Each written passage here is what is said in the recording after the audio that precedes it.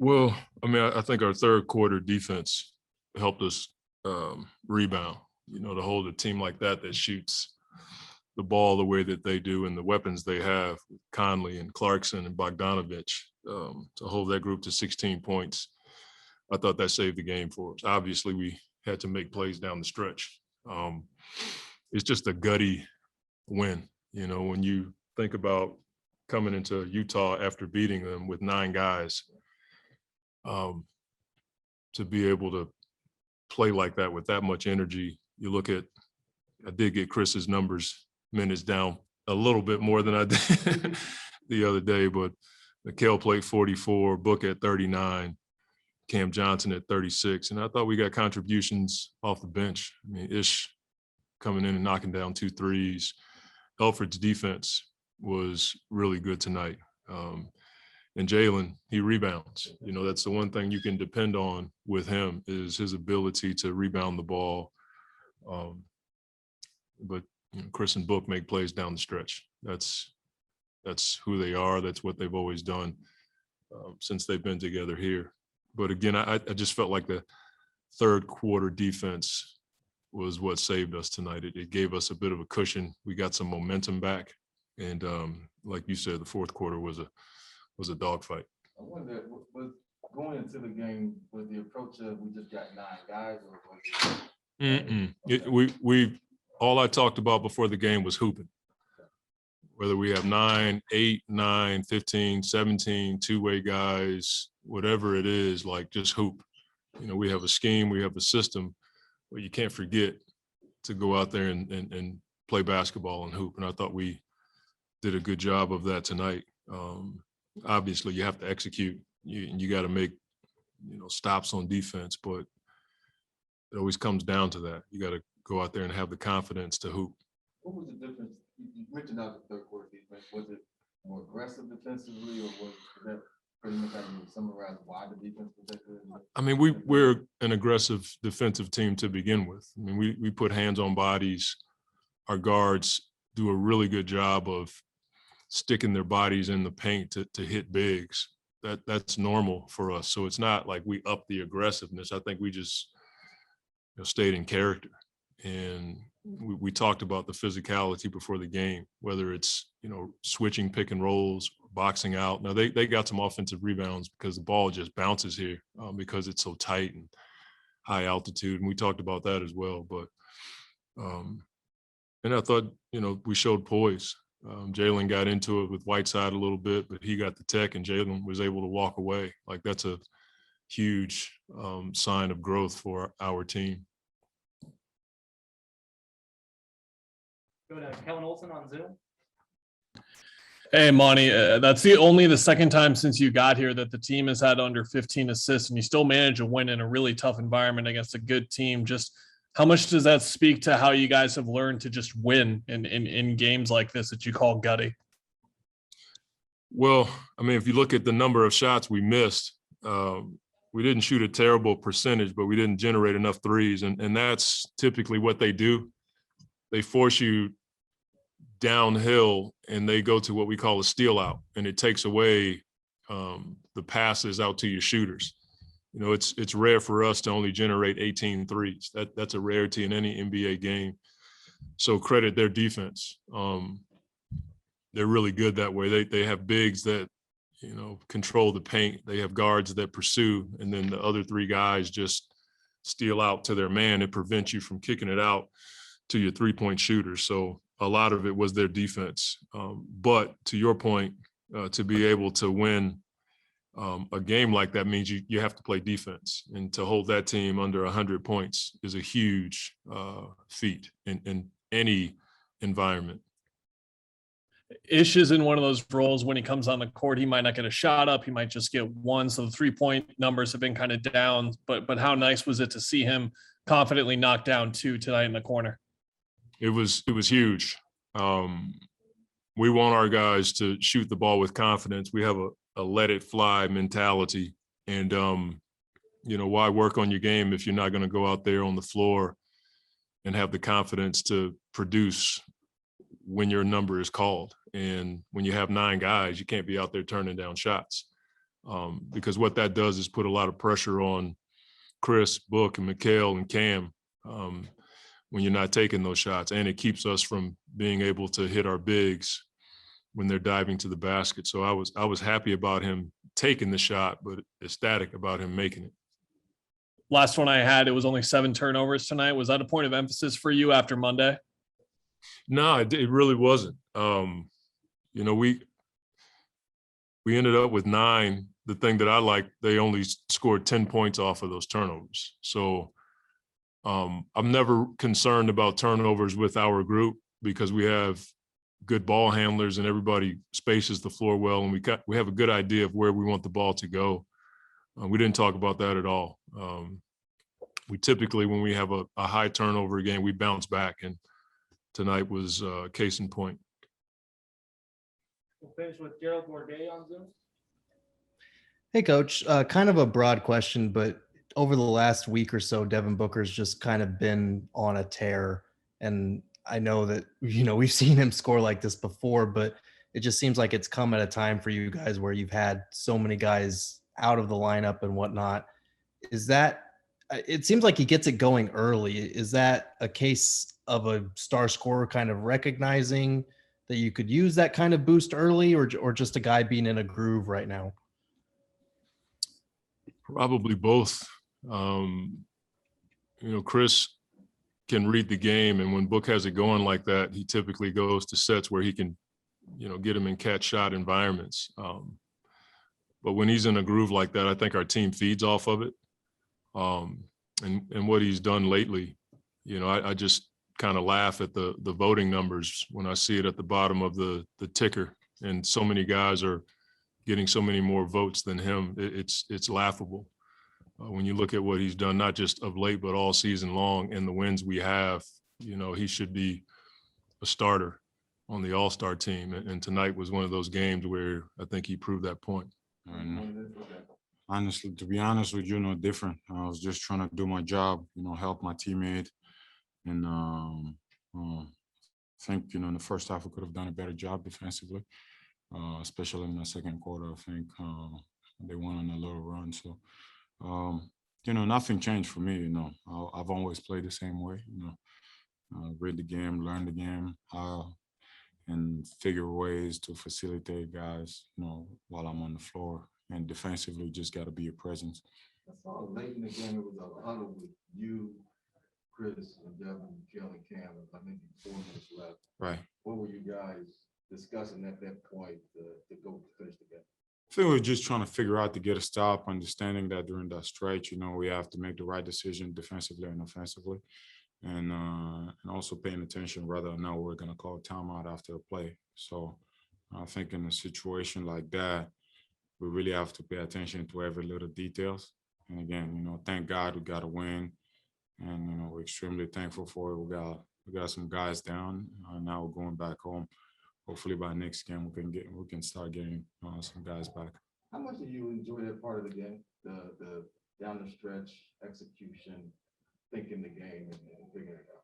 Man, I think it pushes you to improve. You know, I think it challenges you to improve. You have to lower your mistakes. You gotta read what your teammates are doing and how you can cover for them, because mistakes gonna happen. This is basketball, you know, and the other team eventually gonna score. But one thing I like about our team is that throughout the course, I mean, at least since I've been here, you know, whether we're up or down, in those last 5-6 minutes, everybody stay the same. You know, we're not trying to go up or down. We don't get out of what we do. You know, the coach really stay on us on the game plan that we have each and every game. So it's just been fun to stay to see guys stay locked in, and then getting out there and executing things defensively and offensively.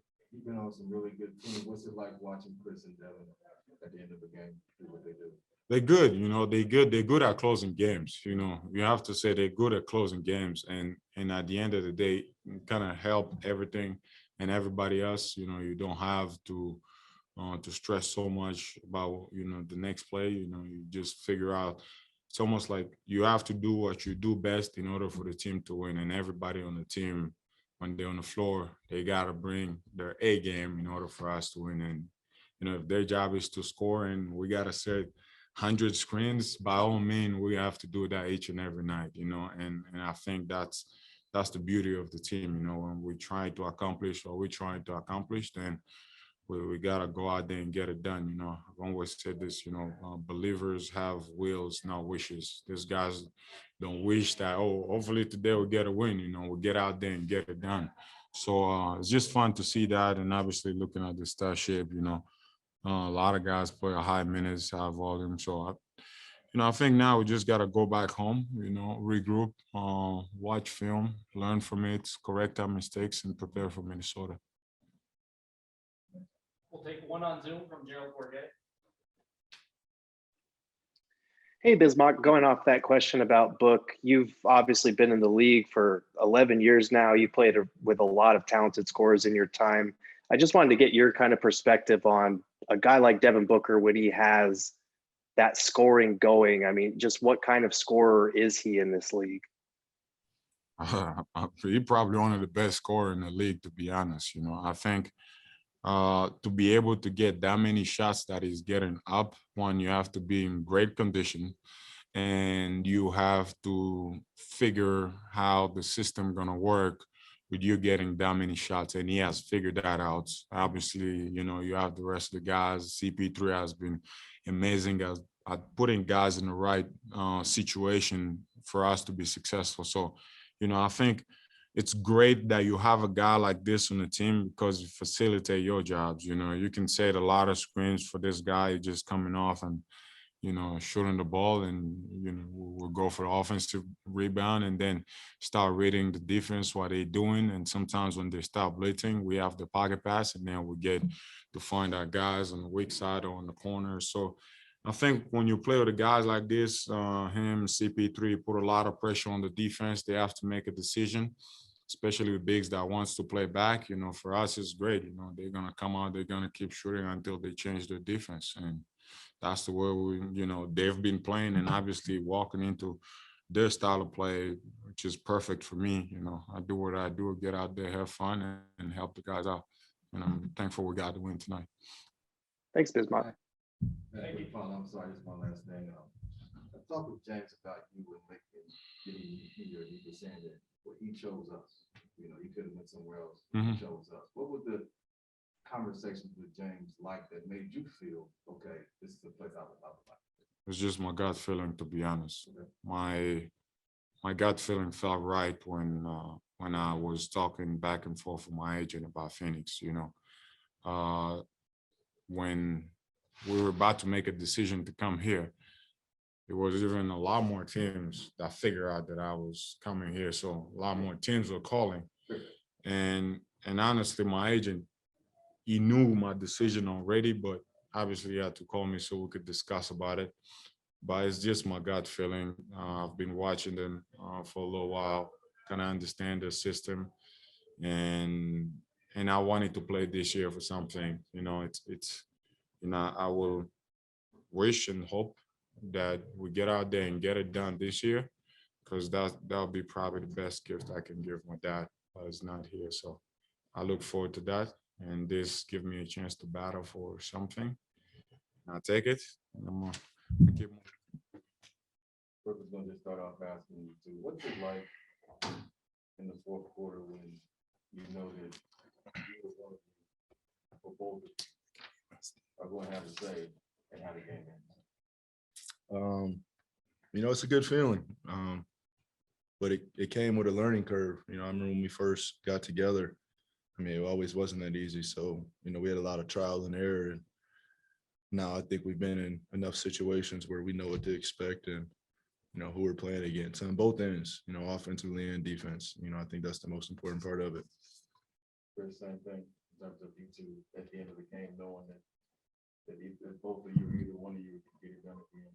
Yeah, just like with any team, like you said, it was a lot of trial and error. And then you got to build that trust. You only build that trust by playing together, playing in games together. You know, if he was in a game and I'm out of game, and you know what I mean, the fact that we didn't log a lot of these minutes together, I think it not only builds trust with us, but with our teammates. And it's nothing like being out there and everybody on your team, like expecting you and telling you, like, all right, now go to work. Right. Go to work. So it's cool. Then what was it like here in MVP chance? You said you like playing here, but that seemed different. Being on the road. I'm just having a lot of fun, man. I know I keep saying that after every game, but I don't take these moments for granted. Coming into a tough Utah building and it, being rowdy in here and being short man and still coming up with the win, and that's what it's about. So, you're gonna see a smile on a lot of our face. We were just talking about how we even come out on the court before the game, like we all, we fool with each other, and when it's time to lock in, we lock in. It's just following off of what he said, having just 9 guys. What was the mindset going in with just 9 guys? We knew that's all we needed, and it might have been 9 guys dressed, but Jay was over there, campaign, guys still over here supporting, and we just like that. You know what I mean? Like, you can't predict the future and what's gonna happen as far as the playoffs and all that. But man, when you play all these games and spend this time together, you gotta have fun. You gotta have fun, and when you've been around a long time, it's not always like that. So it's cool. Devin, Monty was just here and he was saying how it's laughable, the voting. The fan voting is laughable when it comes to you, that you should be an all-star starter. You hear your head coach speak about you like that. How does it make you feel? I mean, I appreciate it, but I'm not worried about that anymore. I'm in a different phase of my career. Like Chris said after another game, we're worried about getting coached in the All-Star game. That's our main objective. So, we're going to keep handling business and doing what we have to do, and let the politics and the media popularity contest figure out itself. Take one from Kellen Olson on Zoom. Hey, Book, how much do you enjoy environments like that, specifically when you've got a loud crowd, they're booing you, they're being chatty with you? How much do you enjoy that? I have fun with it. Like I said, you always see a smile on my face. Usually. You smile when you got the tech. Yeah, I was smiling when I got the tech too. Yeah, I got a tech. I got a tech for saying I got hit on the arm. But I always enjoy it. Utah fans tend to dislike me on social media, but today I found some new love, man. I seen a lot of Phoenix Suns jerseys in there. I had good conversations with some Utah fans courtside. So, it was a fun night. Chris, to follow up on Dwayne's question, just with the 9 guys tonight and having every single guy contribute, just how big are those kind of wins in the middle of a long regular season like this? Wins like this? Yeah, with only 9 guys and just everyone contributing specifically. Yeah, I say this all the time, man. We got such a competitive group. You know what I mean? Like, everybody on our team, we so competitive. And coach, like, our coach is competitive, and I think when you got that, we never step into a game like, man, we only got 9 guys. You know what I'm saying? Like, we show up to play, we gonna play. And I think that's what coach put up on the board before the game. And big letters that just said hoop. And that's what we do. Regardless of any situation, we just go out and hoop. I just had a good call, I'm sorry. You guys had that huddle with about 4 minutes left. It was you two, Biyombo, and Carol. What was being discussed in that huddle when it's a tight game and you got about 4 minutes to get it done? I don't remember. I feel like I'd be talking the whole game. I remember you were on the bench. You came in late. We were saying don't foul, and I don't want to say that because we ended up fouling them a lot, and they got a lot of free throws. So we were both in the bonus going into the late game, and we just wanted them to make some baskets and not get to the free throw line and get some easy ones. But both teams did a poor job of that. All right, Travis,